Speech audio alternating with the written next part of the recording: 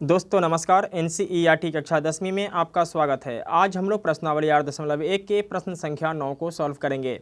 अगर आपको ये वीडियो अच्छा लगता है तो एक लाइक कर दीजिएगा और चैनल पर नए हैं तो चैनल को सब्सक्राइब करके बेल आइकन को प्रेस कर लीजिएगा, जिससे कि हर आने वाली वीडियो का नोटिफिकेशन आपको समय समय पर मिलती रहे। तो आइए वीडियो शुरू करते हैं।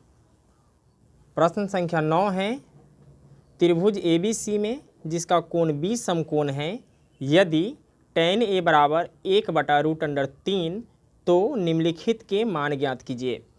दोस्तों यहाँ पे दो भाग है। पहला भाग है sin A गुने cos C plus cos A गुने sin C, और दूसरा भाग है cos A गुने cos C minus sin A गुने sin C। तो सबसे पहले जो हमें दिया गया है tan A बराबर 1/√3, इसको लिख लेते हैं। लिख लिए। tan A बराबर 1/√3 है। तो आपको पता है कि tan का फॉर्मूला क्या होता है। तो tan का फॉर्मूला होता है P/B। तो यहाँ लिख लेते हैं P/B। अब एक समकोण त्रिभुज बना लेते हैं। समकोण त्रिभुज बना लिए। अब यहाँ tan A दिया गया है, यानी कि थीटा के जगह पे कोण A दिया गया है। तो हम यहाँ से शुरू कर लेते हैं। तो यहाँ हम A लिखेंगे। B समकोण कह रहा है, इसलिए B यहाँ लिखेंगे, और C बच रहा है तो C आप यहाँ लिख लीजिए। कोण A के हिसाब से P का मान कितना है? 1 है। तो यहाँ भी कोण A के हिसाब से P का मान क्या हो जाएगा? तो 1 हो जाएगा। इसके बाद यहाँ B है, तो B का मान है √3, तो B का मान हो जाएगा यहाँ √3। अब हमें कर्ण निकालना है। तो आपको पता है कि समकोण त्रिभुज में कर्ण निकालने के लिए पाइथागोरस प्रमेय का प्रयोग करते हैं। तो आइए पाइथागोरस प्रमेय का प्रयोग करके कर्ण का मान निकालते हैं।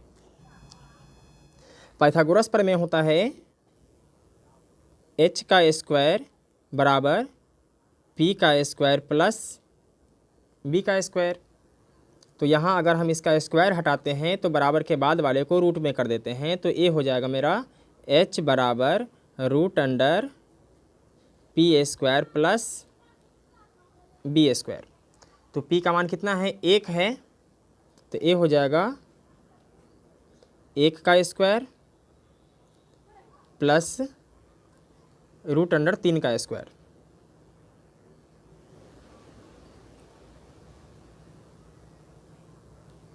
तो 1² कितना होता है? 1 ही होता है।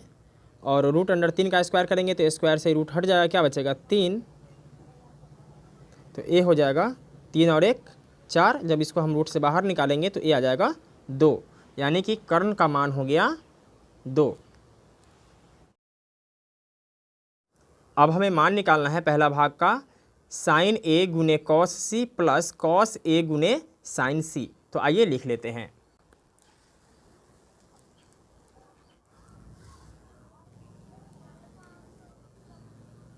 sin A cos C plus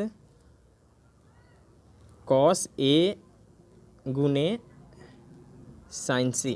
तो सबसे पहले sin A और cos C का जो फॉर्मूला होता है उसको लिख लेते हैं। तो sin A का फॉर्मूला होता है P/H। तो यहाँ हम लिख लेते हैं P/H। ये गुना है cos C। तो cos का फॉर्मूला होता है B/H। तो लिख लेते हैं B/H। प्लस है तो प्लस लिख लेते हैं।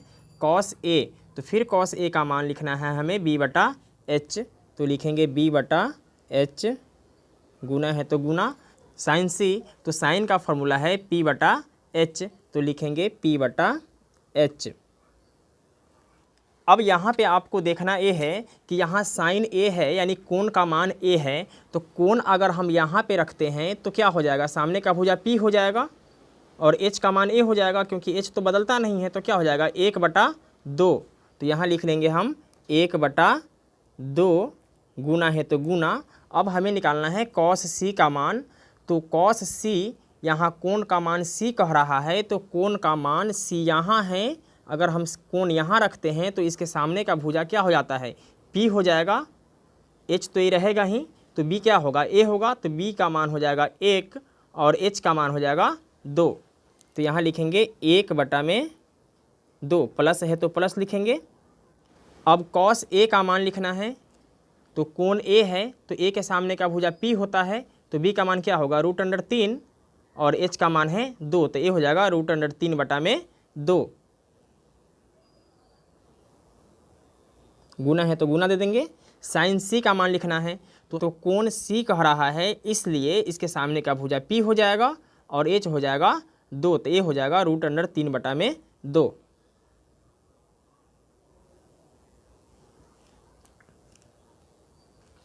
अब आपको पता है कि गुना का काम पहले होता है, जोड़ और घटाव का काम बाद में होता है। तो सबसे पहले हम गुना कर लेंगे, इधर भी गुना करेंगे और इधर भी गुना करेंगे। तो 1 में 1 से गुना होगा तो क्या होगा 1 होगा, और 2 दूनी 4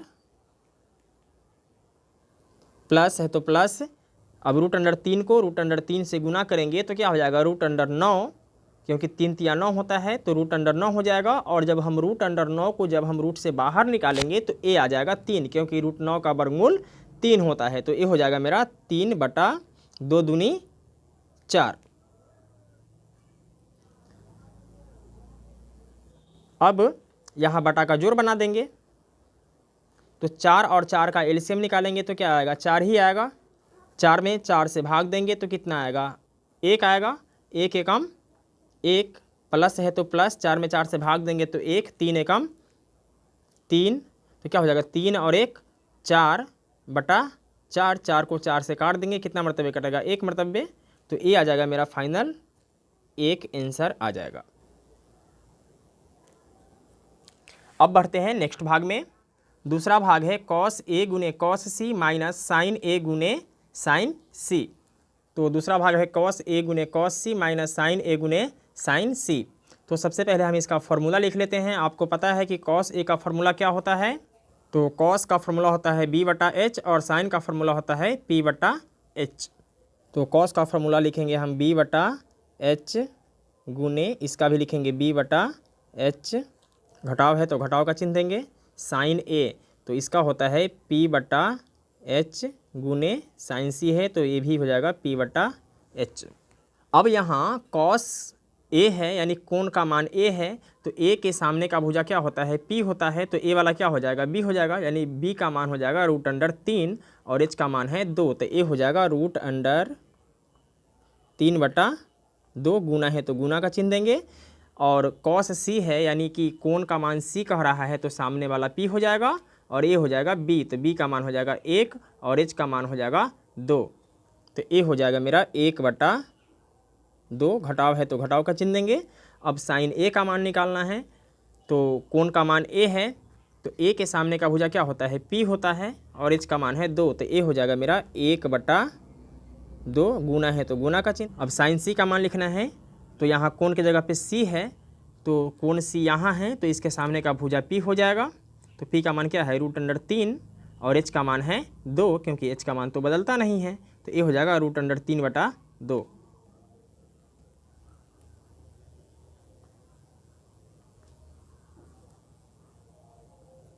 अब वैसे ही करेंगे जैसे इससे पहले वाले भाग में किए थे, पहले गुना होता है उसके बाद घटाएंगे। तो √3 का गुना 1 से हो जाएगा, तो ये हो जाएगा √3, 2 दूनी 4, घटाव का चिन्ह है तो घटाव देंगे। √3 एकम √3 और 2 दूनी 4। अब यहाँ घटाना है तो 4 का एलसीएम निकालेंगे तो क्या होगा 4 ही होगा। 4 में 4 से भाग देंगे तो 1, √3 में जब 1 से गुना करेंगे तो ये आ जाएगा √3, घटाव है तो घटाव। 4 में 4 से भाग देंगे तो 1, √3 में गुना करेंगे तो क्या हो जाएगा √3। अब √3 में से √3 माइनस हो जाएगा तो क्या बचेगा 0/4। जब ऊपर 0 होता है और नीचे कोई भी संख्या होता है तो उसका मान क्या हो जाता है 0 ही हो जाता है, जो कि आप लोग जानते होंगे। यही मेरा क्या हो जाएगा आंसर हो जाएगा। दोस्तों मैं आशा करता हूं कि ये वीडियो आपको समझ में आ गया होगा। अगर आपको ये वीडियो समझ में आ गया तो अपने दोस्तों में शेयर कर दीजिए, लाइक कीजिए, कमेंट कीजिए। फिर मिलते हैं एक और वीडियो के साथ, तब तक के लिए जय हिंद।